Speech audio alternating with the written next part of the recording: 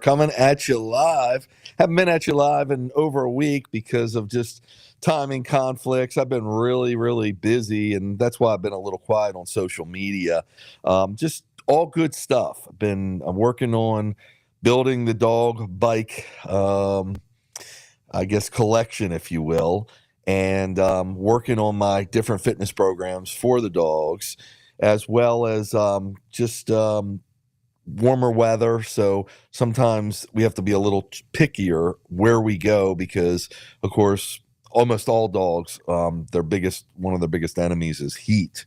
And getting to be this time of year, heat's starting to set in. It's not really hot and humid yet in our area, at least. We're in Maryland again, but it's starting to be that way. And you start with UV index because you get into areas that might be a little cooler, but when you're in the sun, the sun just blows that coolness out of the water. No pun intended there. So what I do, I'm calling this Trail Adversities because different issues we come across, and yesterday is a good example. By the way, let me play the video. I'm sorry. This is a video of the trail we were on yesterday, but this is from a week ago because I've been on the same trail just because it's a 150-mile long trail. It's a great Allegheny passage because it's weather conditions. It's in the mountains have been most cooperative in this area. And we've been getting a lot of rain too here on the East Coast. So I've got a pretty large range. I mean, we could travel 400, even more miles plus on one of our WoofDriver on tour adventures and usually be back the same day or within a 24-hour period. Remember, I don't do the actual driving of my van. I've got a team with me, and somebody does it's dedicated driver that keeps an eye on us while we're on the trail through GPS coordinates and through all kinds of satellite communications if we're in the back country, if you will. But what I was getting to is as temperatures warm up, we've got to be more selective where we go. And sometimes it's really crazy. You can go to somewhere down south where you think it'd be really hot, and it's actually cool, and it's warmer up north. I mean, it's, the way weather patterns work, and also precipitation. You get a cold front, you get some rain, and it can cool an area off. Sometimes it's a little hard to predict because you get just afternoon thunderstorms out of nowhere sometimes. So we do our best, and we try to travel to places that we have alternative plans. So if A doesn't work, there's a backup not far away because we travel a long distance sometimes, and the dogs' anticipation, they're traveling. They want to get out of their suites, if you will, in the van, and they want to run. They want to go. And even if it's warm out, they go, but sometimes it's very limited, and then the heat starts to affect them. And we want to balance that out so they can get some energy out without being subjected to conditions that could be damaging to them. So that's why all of this becomes more of a logistics management kind of plans. We have to manage the whole scheme, what we need to do, or the whole travel adventure, backup plans. What are we going to do here? How often can my wingman, the person driving my van, meet up with us in case we need to get cool down, in case we need a big cool down? Of course, in the van, it's air conditioning, and we've got all kinds of fans and all kinds of ways to really cool the dogs. So we don't want it to ever get to that, and usually it doesn't, but we want to be ready for it. So always expect the unexpected. In addition, we usually want to a lot of these trails are near water's edge. They're near rivers, streams, larger bodies of water, even the ocean. Sometimes we're along the ocean, usually not so much in the summer because that would be beaches and boardwalks and routes that are reserved for beach traffic that time of year. Usually that happens more in the bigger bodies of water, more in the fall or the winter when they're not being used for summer activities. So all of this really you can hear it, I think, that it's just a complicated situation. But I like to keep the dogs moving year round because it's important for their health. They lay around. Sometimes you can't help it. It's just too hot to go. But usually we can find somewhere, even if it means going at night. I call it midnight mushing, getting on a trail at midnight and then driving through the night. I want to make sure my video is playing here. Sorry, it seems to be a little stuck. I didn't download that, Rod, like I should have. But for some reason, it's playing gradually in the background. But midnight mushing is when I go, again, usually in the midnight hour, to be quite frank with you, because that gives the sun time to burn off. It's been shining on the ground. It heats up the ground. It gives it time to cool down and makes it more conducive for the dog, especially when you're in the mountains. The impact isn't usually as bad, but it all depends on conditions. In addition, we travel, like I said, we'll take fans with us on the trail. So, and we take a sprayer. You see me a lot. A lot of people don't know what that sprayer is, but we'll take a sprayer. They're like, what are you spraying on the dogs? And it's only water. And it's usually, sometimes we'll bring these trays we use. It's usually on their paws and pads. Now, their pads are where they sweat from. So it's one of the most effective ways of cooling them down. So if you can make a little puddle on the ground and they can submerge their pads, it really helps keep them cool. If you can get them into a body of water where they can dip their paw in there, where they're totally surrounded by water, that's really good too, of course. And they make paw mugs, like a paw plunger, one brand is, where they actually put their paws into the water, into basically what looks like a coffee cup or a big mug, maybe one of these. It's not made by them, like a Yeti mug or something, though it's not by them. And you dip their whole paw into it. That makes it almost like putting it into a body of water. So, well, sometimes we'll spray their fur too. So the fur will actually keep them. It's debated. Does it really help them? Because what we're trying to do is create almost like a human. Dogs don't typically sweat. They sweat through their pads, a lot of them, but not like a human, the whole body, because that sweat helps cool us as it evaporates off our body. With the dog, since you're not getting that sweating effect just on their pads, they don't have a way of expelling that heat. They're not designed to do it. The hair, if the dog's coat is made, if they have hair, depending on the breed, because there's hairless dogs, which I believe are more subject to heat because they don't have any way of protecting themselves. That's why you should never shave like a double coated dog, because that coat in the spring and summer, though you think is trapping heat, it's actually letting the heat go. It's creating a place for a breeze, for air to go through, and airflow for it to ventilate properly and help cool. So that's why what I believe, when you spray them down, if conditions are right, meaning low humidity, and you spray the dog, it'll actually evaporate and act like sweat in certain instances, which it can help move some heat from their body. So, Rod, should I download this in the background or? Yeah, you can try. Okay, so let me just try to do this, folks. I'm gonna duplicate this file and we'll see if it downloads, and then I'll play it from there. So heat is probably the biggest obstacle for us, and a lot of people won't work their dogs, and I'm not essentially working them so much in these warmer months. I'm exercising, I like to say, because sometimes it's nothing more than a glorified walk. And by the way, you can comment or ask me questions on any of the social media you're watching this one, and I'll answer them on the air right now. We've got some right now, my producer tells me, so I'm going to look at the screen. And this is from JKAPHD74. WD is in the house. All right. Yes, I like it. I like it. It's a lot of fun what we do, and I have fun with everybody online, everybody we meet on the trails, all my team. Life's too short not to have fun, right? So I try to turn every moment into a fun moment, a learning moment, and try not to get too frustrated with anything.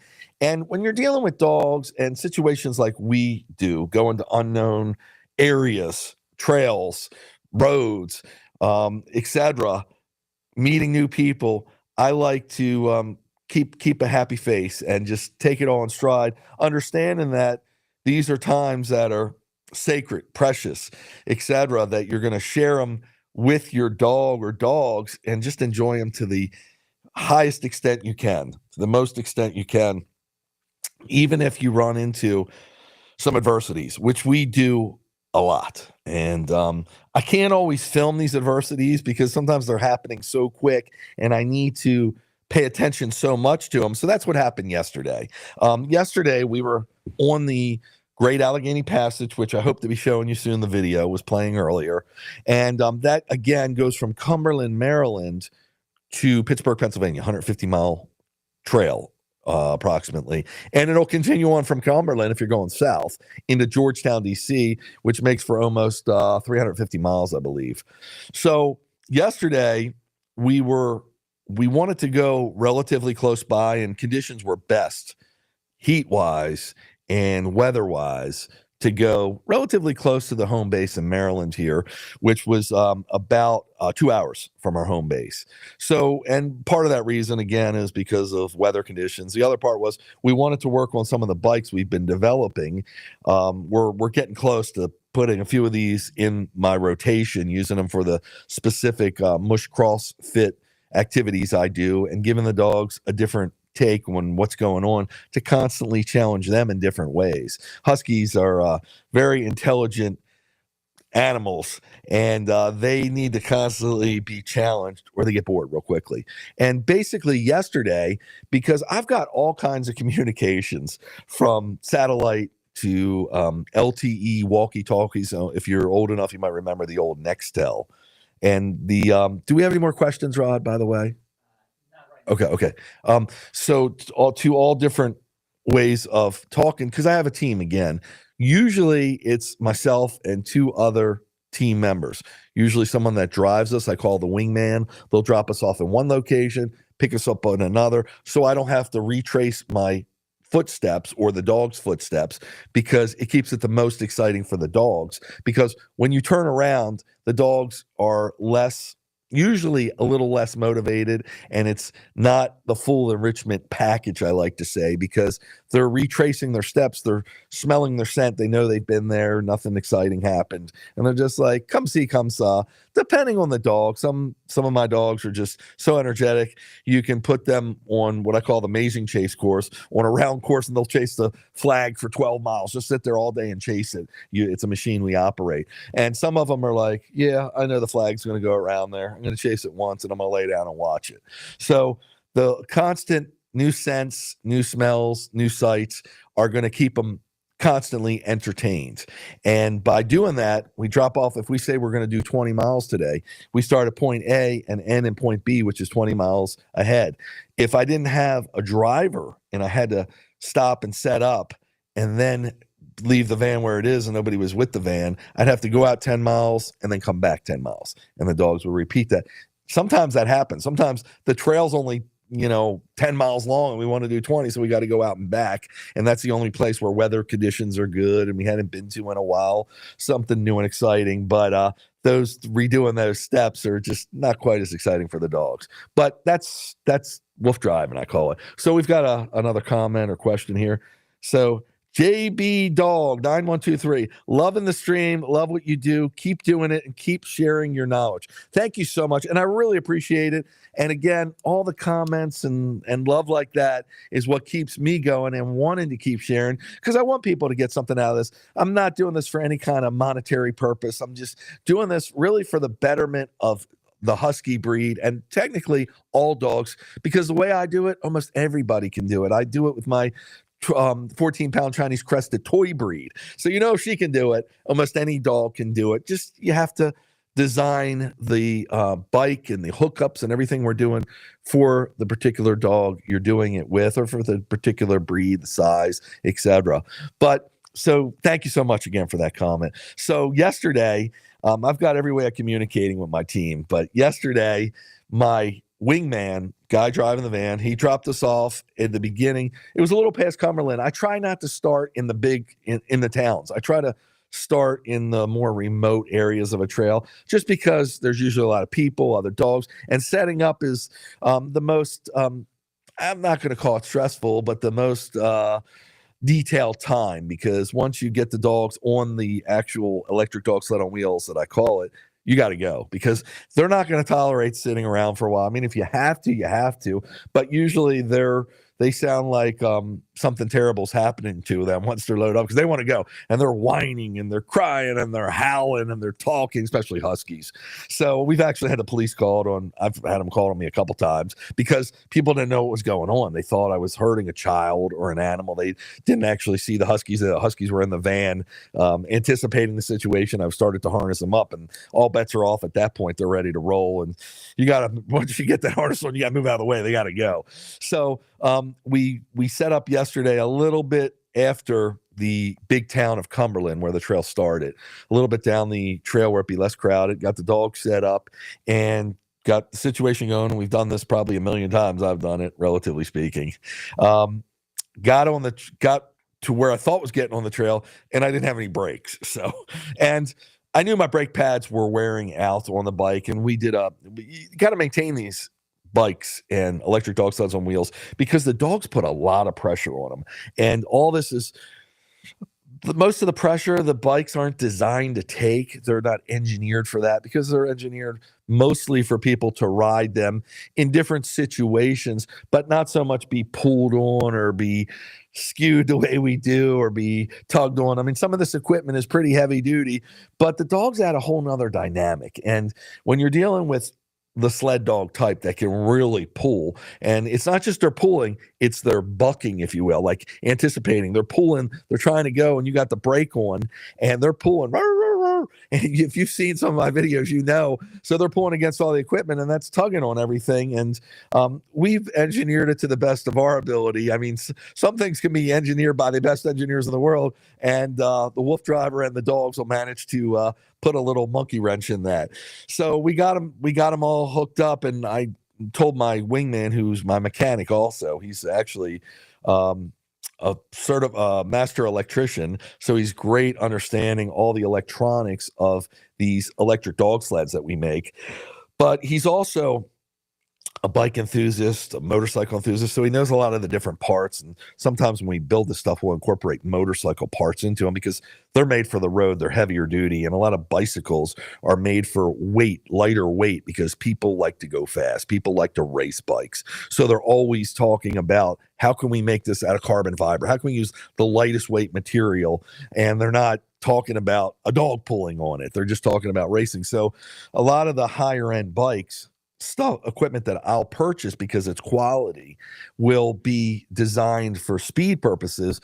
And that means some of that equipment, though it's really quality, might not be as able to take all the pressures, and it might not be as heavy duty as you might imagine a more solid bike, if you will. Even though this stuff, some of the most expensive equipment out there, it's still, we're putting it through the ringer. So brakes are, believe it or not, people are like, why, the dogs are doing all the pulling. Well, they're not, because this is dog motorsports, what I designed. A lot of times I'm using the motor, but when they want to go, they will pull. And believe it or not, I'm on the brake a lot to balance the dogs out. So we've got another comment or question here I'm going to talk about. And this is from Lava Girl Doggy. Hope I'm saying that right. 8192. And they asked me, have you ever had a bike die on you while on a trail run? If so, what would you do? And that's a great question. And that's actually what I'm getting to. Thank you so much for asking that question. I really appreciate it. So I have had that happen before. And that's why I've got all this communication I talk about. That's why I've got somebody in the van that can get to us in a matter usually of minutes and not hours. And we can take care of any situation. God forbid there's a hurt dog.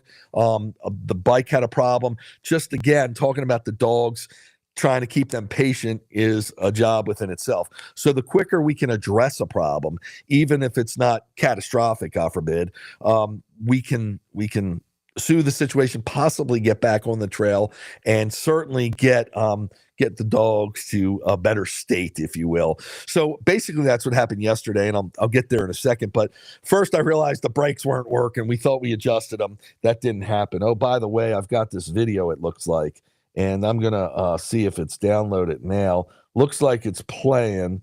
Let me just see here. Excuse me. Oh, sorry. Let me just get to this. Give me 1 second here, and I'm going to try to get to the point. Here we go. Recently. There it is. And we can play this straight through now, Rod. Okay.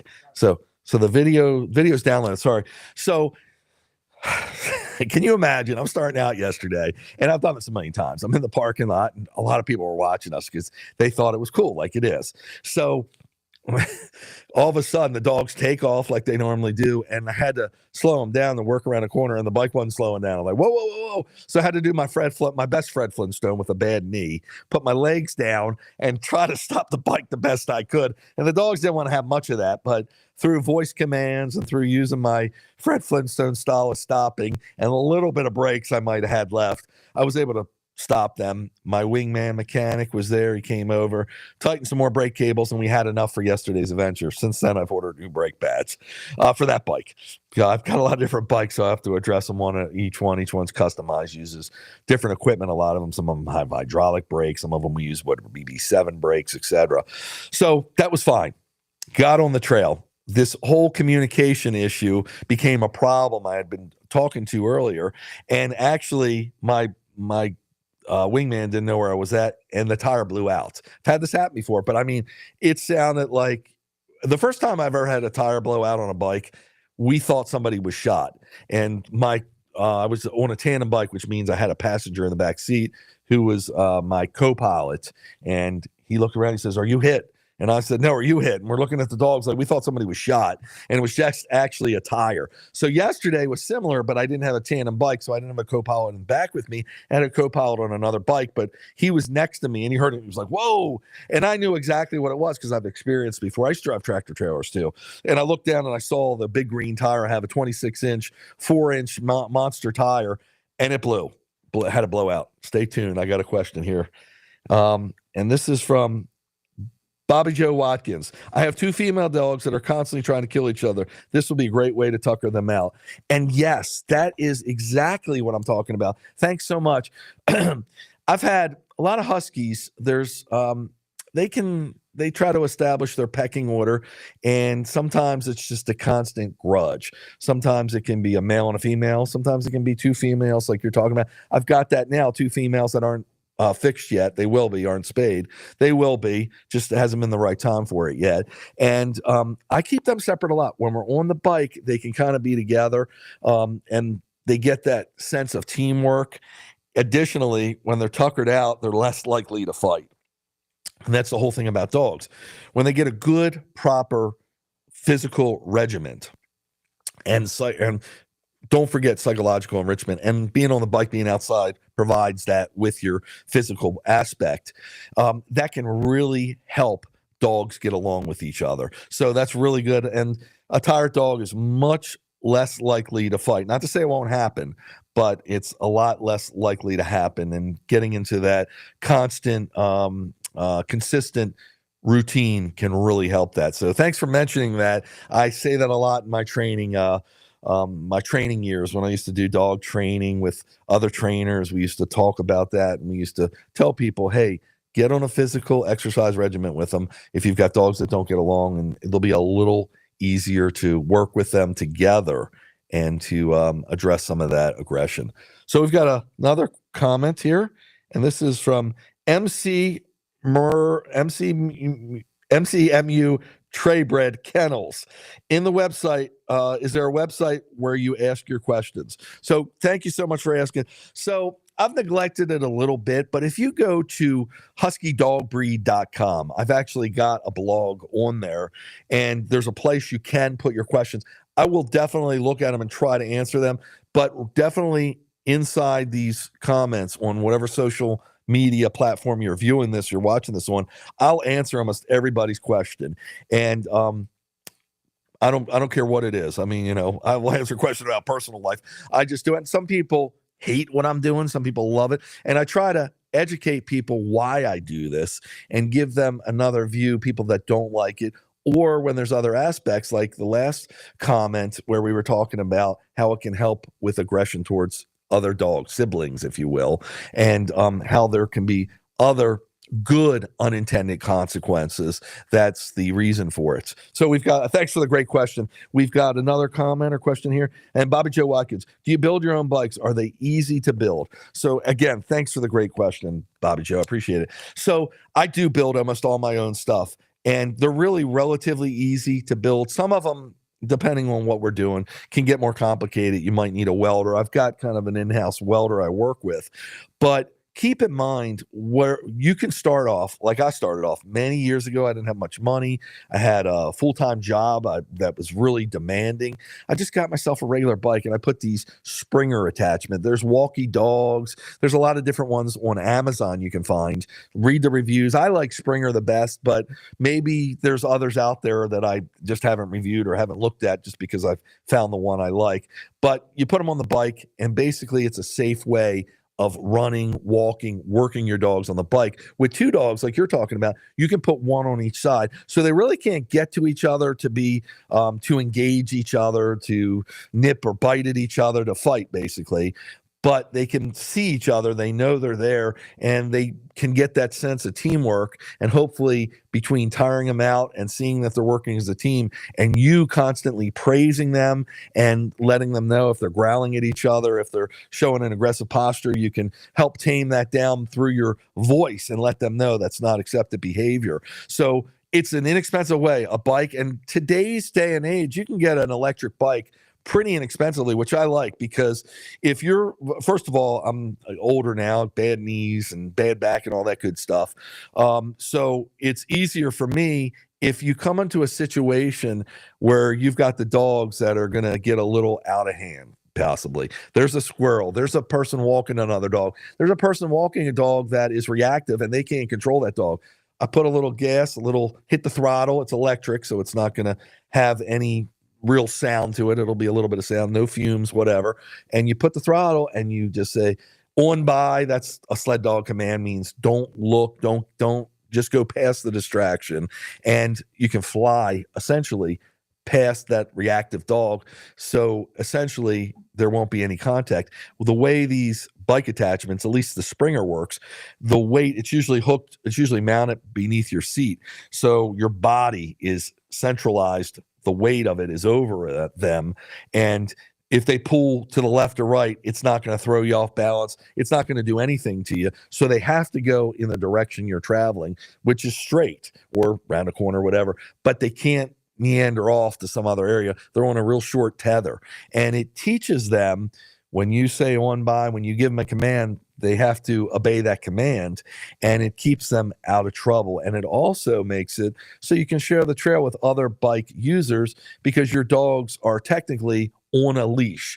That usually they have a leash requirement on trails, something like 3 or 4 feet, and they have to be under your control at all times. Well, that bike does that. So that's an inexpensive way of doing it. And I've done it for years that way. I've just got fancier when I wanted to explore more sled dog options, and then I developed all these different kind of one-of-a-kind electric bikes. There is a Seiko cart, which is after I graduated off the bike, I went to the Seiko cart, which is probably the Cadillac today, maybe the Mercedes, whatever, the high-end dog cart that is commercially produced, that you can buy, but they're really expensive. When I used to sell them, I used to be the North American distributor. I love this stuff so much. When I got into it, I said, everybody should do it. I know if they see me doing it and they understand how easy it is, they don't need to be a full-time musher. They don't even really need any of that knowledge. They could take their dogs for a Seiko dog cart, for a dog cart run down the trail after almost no training, because the way they hook up and the way they run. So I sold them for many years, or for a few years, I should say, until they got, they sold the company. They're out of Norway, and they became very expensive. They redesigned it. I like the redesign. I like the old design too, truthfully. The biggest thing is right now they're like $4,500 new. When I was selling them, they were like $1,200. Now it's a little more, again, technically advanced now, but none of them all for motors. I love having a motor. So I've put what they call hub motors on mine, which is really easy to do. Again, relatively speaking, a bike shop could probably do it for you. If you can find one of these used Seiko carts, they're usually about $1,000 on eBay. on Facebook Marketplace, etc. And you can get it to you. Sometimes they're, I'm in Maryland or in California. It's going to be really expensive to ship, probably not worth it, depending on what, how much you want to spend. But you can get them and then you can outfit them. But that's all. That's the next level after the bike. And actually, professional mushers would use them to train their lead sled dogs because, again, you have full control. It's a tow bar, which goes out in front of them, a metal bar. So similar a little bit to my design, and not based some of my design on the Seiko cart, my experience, but that you're seeing in the video there. But they're hooked up in 4 points, so they can't really back out of a harness, etc. If you have two dogs that are a little, usually they'll run them. They're up to 4 dogs, but I've customized mine to make it a lot different. I can do 3 dogs next to each other, but if you have 2 dogs that could be aggressive with each other, that could be a little too close for comfort on the Seiko cart. But once you get them, once they understand that they have to cooperate with each other and you're not going to tolerate the fighting, if you can train that into them, then the Seiko cart could be a good working tool for even 2 dogs that might be a little aggressive towards each other. So, but the bike is a great way to do it. Please go to my website, Dog Motorsports. Ask me any questions on any of the social media platforms, and I can help you more if you need it. Are there any more questions, Rod? We have one, yes. Okay, I'm going to address this. So from AutoDog/7492, have you considered doing a series of training videos? So great question. Thank you so much. We have actually, we've done dogdocumentary.com. You might see that at the bottom of the screen. We made a documentary, and through all the footage we have, there's actually enough footage to do a training series. So I do hope to do that in the future. The biggest thing people getting involved here is that it looks like there's so much training required, and it looks like it's such a large hurdle to get involved in this stuff, and it's the opposite. And that's why I'm explaining it all the time and doing all the videos I do and all the interactions, because it's really, dogs are instinctually programmed to run, and to a lot of them to pull.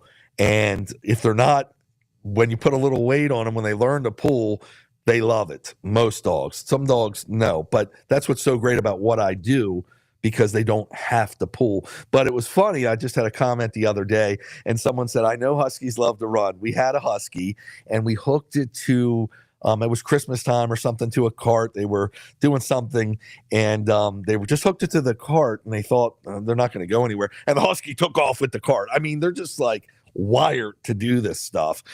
It can be, for some of them, it can be a little more challenging to teach them to pull, but usually after a couple of training sessions, short ones, they learn. Once they learn that you're behind them, so you have to originally, when you train them, use like a leash on a harness and let them feel some weight. I actually used to use luggage cases, and I would put barbells in there, plates that you would use on a large barbell set, and I'd put like a 10-pound, a 20-pound, and I'd increase it gradually to, because you have to condition them if you're going to do a consistent exercise, any exercise really. You don't just want to throw some weight at them. Like that person hooked them up, they didn't expect them to go, but you have to be careful, because the first times they do this stuff and use muscles they haven't used before, or at least in a long time, it can damage them. They can injure themselves. So everything's always gradual. But I would take a piece of luggage, put it behind them, gradually, just the luggage in the beginning, and kind of get in front of them and call them to me. And that would be, oh yeah, we're moving something, we're towing something. Then I put a little weight in there, and then be careful what you wish for, because then they get into shape rather quickly, and they're ready to go, and they're ready to pull. But again, with Dog Motorsports, like I said, my Chinese Crested, who's all of 14 pounds, she's probably a little heavier now. She gets too much food from her mama, but she gets on there and she runs with it. She doesn't pull, obviously. I mean, she could pull against her harness, but she's not going to be able to pull. They can be strong. Dogs can pull 3 times their body weight even more comfortably once they're in shape, so they can start pulling. So you have to understand they might be in a small package, but they can be powerful. So I hope to do that. I appreciate that question. Just showing you here, actually, you can see in the video where my co-pilot is actually spraying, as I talked about earlier, the dog's paws and pads. So that's where they sweat from. That's a really effective way of cooling them. Again, we carry these trays now, which we can put a little bit of a inch of water in it maybe, so they can submerge their pad, and really that water surrounds it and helps cool them. But yesterday, when I had this blowout, I'm getting back to yesterday now, sorry, had this blowout on the trail, I knew what it was. So we had to pull over on the side. Of course, I was able to travel to the roadway, which was like only a few blocks away on the trail. I could see it when the actual incident happened. And the hardest part about all this is keeping the dogs calm while we address an issue, because they'll see something. Usually, we had about almost 18 miles in at that point. You would think they're tired, but they're tired to a certain extent. When they see something after they rest for a couple minutes and they see something on the trail, whether it's a squirrel, we saw a cat yesterday, whether it's deer, just even people coming at you, they can't always discern that that's a person, because they're not going to get as excited with a person, but they can see movement. That's what their eyes are trained to see. So they see movement. They're like, whoa, this could be something we can hunt. This could be something confrontational. And a lot of dogs, my dogs, will get excited and they'll want to see what it is, and they'll want to interact with that moving object or moving animal. So a lot of times it's a person, and they get excited up until they catch a scent of it, of that person, or they can more clearly identify, and they'll usually calm down a little bit unless that person is overly excited or really animated and wants to see the dogs, pet the dogs, etc. So when we stopped yesterday, we had traffic coming by. With the traffic, cars are a moving object. They're like, oh yeah, they're watching it, and they're like, let's go. We want to go chase the car. I mean, they really want to roll, and that's the hardest part, is keeping a group of dogs that feed off each other. One gets excited, the other one gets excited, and it's a chain reaction. So we've got a comment or a question here, and this is from Cam Tether 3920. I love to see some of those training videos. I'd be willing to pay for them. You obviously very well prepared, sir. A lot of us can learn a great deal from your wisdom. Thank you so much, and I really do appreciate that. And I really hope to get them out, and that's why I'm doing this short of a training video, but I understand a training video is going to be a lot more informative and a lot easier to follow because we can focus on it. So I really hope to share them in the coming months. And keep tabs on me on social media. Go to my websites, WoofDriver, Dog Motorsports, Mush CrossFit. They're my three big ones. .coms. They're all .coms. And I'll keep you posted, because just from sheer experience doing what I did. Now, I never classify myself as a professional musher, because a musher does this. I do this. I breathe. I eat, drink, and breathe this stuff. But they're doing it with a lot more dogs. They're doing it with a larger team of dogs or a whole kennel of dogs, anywhere from 10, 30, maybe even more dogs. In fact, my master trainer had 50 dogs at one time. And my master trainer wasn't a dog musher or a dog driver. He did Schutzen, which is German for protection. It's a whole protection system, whole activity system. And that's what most military and police dogs are trained, is through Schutzen. So that's how I learned about dogs, besides my own dogs teaching me. But all of this is like a wealth of knowledge. And before I leave the earth, I do want to explain it to the nth degree so people can benefit from this from years on, for many years on past me. But keep in mind, dogs are evolving. We're in a modern day society. I understand that, because people will see sometimes my videos and say, well, we're not living in the dog sled era, so what you're doing is antiquated. And they have no idea. Nobody told the dogs that it's antiquated. So these dogs still need this, a lot of these working breeds, these purposes in their lives, and need this kind of enrichment. And the people that don't understand that get these breeds and try to keep them on a sofa in the house all day. And those dogs aren't going to tolerate them. And then they become problematic. And that's why shelters get full, because they become abandoned, surrendered, etc. So I've got another question or comment here. And this is from IMGROOT 42069. Woof. All right. Yes. That's funny, because a lot of places I go, whether it's for lunch or whatever, they know what I do with the dogs. I'm like, the Wolfman's here, the Wolfman here. Real funny story. So with my previous generations of Huskies, I would work them off leash. This generation, I haven't done so much, but I would go to farms. I still rent some of these farm areas and some of these land areas, and I would run the dogs off leash, let them do whatever they want. I drive an ATV. Well, I was going through an area, this place I used to rent, we used to call the Mill, and it was, I'm going to say nasty in the sense that this terrain was so hard to navigate. ATVs, I got it stuck quite a few times. I had a winch on there, but the dogs, I mean, this was thigh high to me mud. So this mud to the dogs was like they were swimming in it. Really, really crazy and cool, and an unbelievable workout for them and enrichment. But I was on one of these grounds one day, and I ran into a guy. I don't know where he came from. He thought it was the Appalachian Trail. It wasn't near there, and he got freaked out because he thought I had wolves. My Huskies resemble wolves. A lot of them do. So he thought I had wolves, and he's like, "Oh my God, there's a wolf guy down there. He's got wolves, and they're running through the woods." And he was like turned 6 shades of pink, if you will, or red. He was really scared. But I call as soon as I see somebody. Now I rented this land. I was entitled to be there. I always would train my dog so I could have good recall. So I call them to me. I put them what they call in a Platz position, which means they're laying down. That's German, that's Schützend, which means they're in a ready but laying down stance, so they're not less intimidating to anybody. My dogs, they're going to come up to you and love you. Most Huskies do that. They're very friendly, so nobody's in any danger. But of course, somebody sees this, not familiar with dogs, especially the way I'm working them or exercising them and venture with them.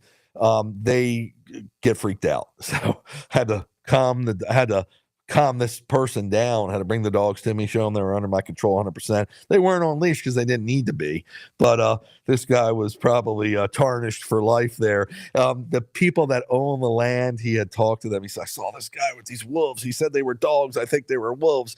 And it was a funny runaround for many years. That was a going joke. But a lot of people do call me Wolf, Wolf, Wolf.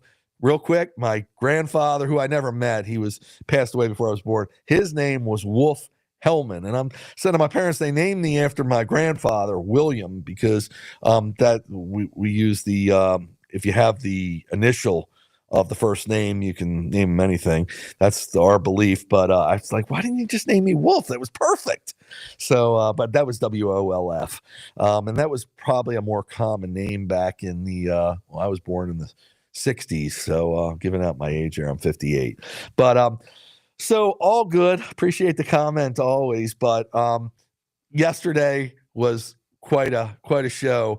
We it only delayed us. I was able just so I let you know when we got the blowout and we were waiting for my wingman, and it was hard to get communication to him because of where he was at. And I personally think he fell asleep. Don't tell him I said that. He's probably watching like, I didn't fall asleep. He tried to tell me that a million times, but I think he did. But keep in mind, what we do is really, it sounds like an easy job. Everyone says, I want to be your co-pilot. I want to be your wingman. Well, it looks pretty from the videos I show, but it's actually a lot of work, and it's really demanding. And sometimes you find yourself in precarious situations. We've got everything we need to manage almost any situation. So I knew yesterday we were going to be fine. I mean, we actually found somebody on the trail that we had passed quite a few times. They were just running up and down the trail with an electric bike.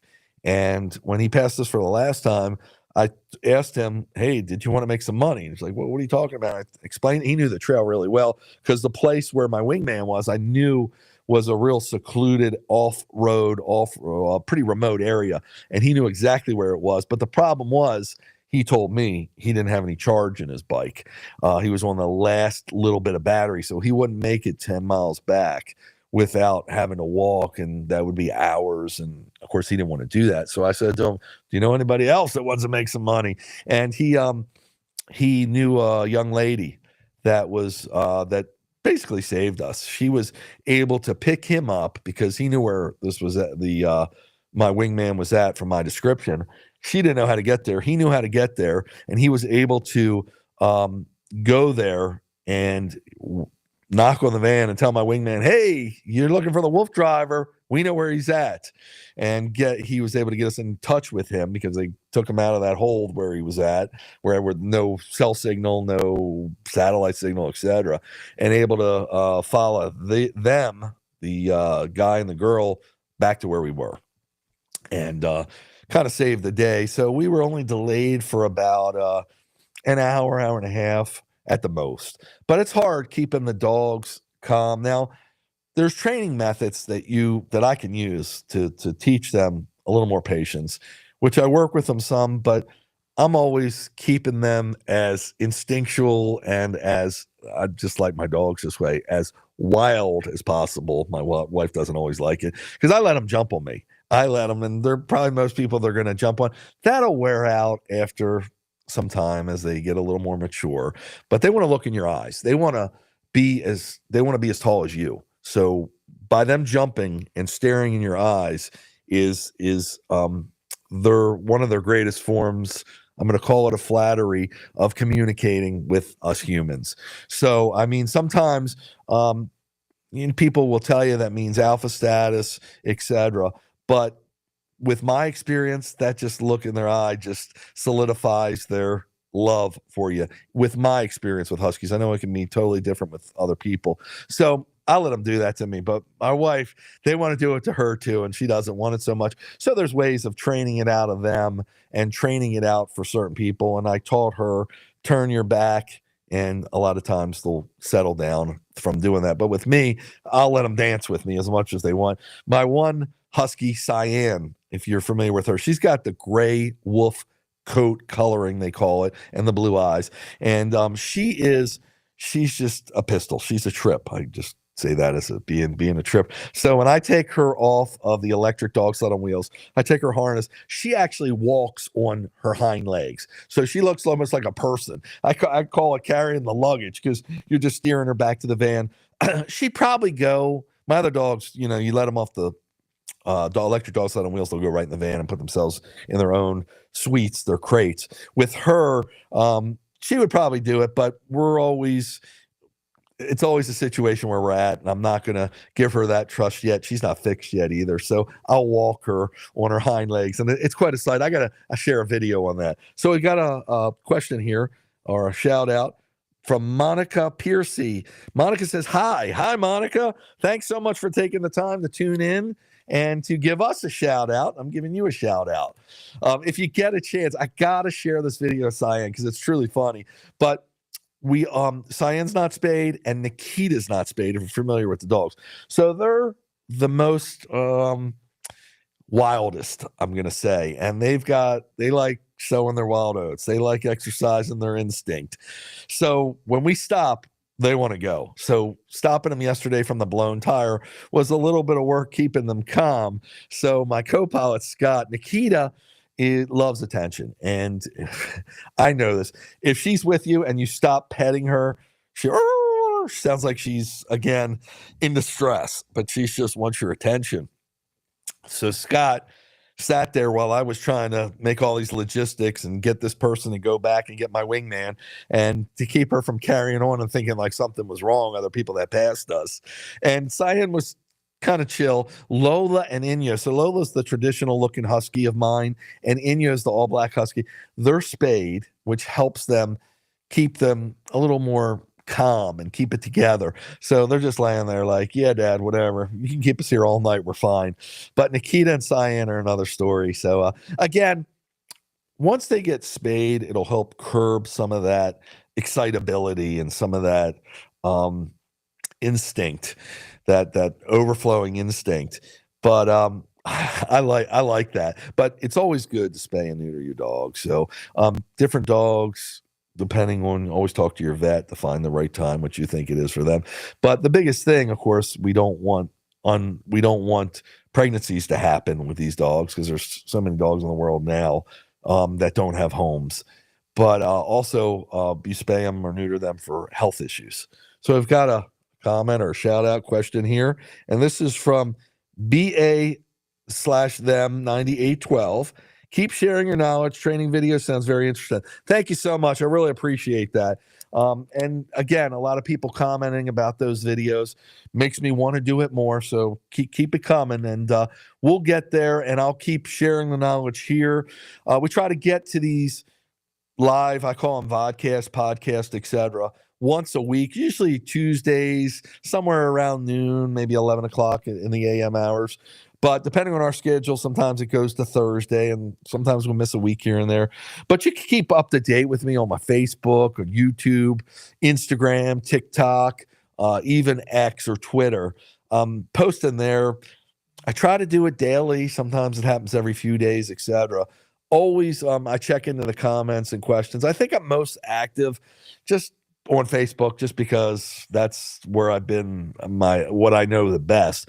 But I do post on all the other social media platforms. So if you're not a Facebook person, feel free to go to where else I'm posting and ask me anything. And sometimes, I'm always learning too. I'm a student of the martial arts, so I'm always a student, even though I'm a master instructor. I'm a Taekwondo master and I've become an instructor. I'm not active in it anymore, but once it's in you, it's in you. So you always learn from there that once you're a student, once you're involved in it, you can always learn. So your cup is never full. You can always expand your knowledge. And sometimes I'll get comments and people I'll see doing things in the field and be like, I didn't think of that. That's a great idea. So I love getting around the social media roundtable and discussing these ideas and hearing from you, the viewer, and other people doing what I'm doing, and some living vicariously through me that used to have huskies or dogs, working breeds, that want to just see what's going on and share their knowledge. So it's always interesting and always fun. I did have someone build almost the exact electric dog sled on wheels that I built. And they went through a learning process and they asked me a bunch of questions. I'm always here to share knowledge again. And they did a really good job. And they were so excited.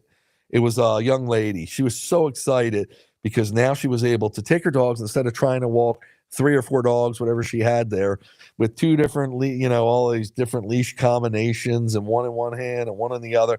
She could actually tether them to a moving device that she could control, and now she could take them to other national parks, state parks, other areas, and do adventuring, what she always wanted to do, instead of having to worry about them, maybe getting tangled up, maybe putting strain on her arms, maybe getting into precarious situations where she didn't know how she was going to handle it, to a more secure, structured like bike that she could control and keep the dogs in check in case there was a situation or that would require her keeping better control of them, as well as that would open the door to let her adventure and explore like she wanted to. So it really cool. And I enjoyed that. And her biggest thing was welding, because she wasn't a welder and she didn't have access. So she was using nuts and bolts. And I told her, because this equipment gets stressed in different ways, welding was really the best solution. But she managed to use, from what I understood, a lot of nuts and bolts and securing in different ways, and it worked out for her. I don't know what she's doing today, but at least it worked out, the prototype, and hopefully she expanded, moved on, and kept going, kept developing her equipment. So I'm WoofDriver. Hope you enjoyed the show. I enjoyed being with you, and all the shout outs and all the comments and questions. And now I know people are looking for those training videos, so that'll be more on the forefront of my mind.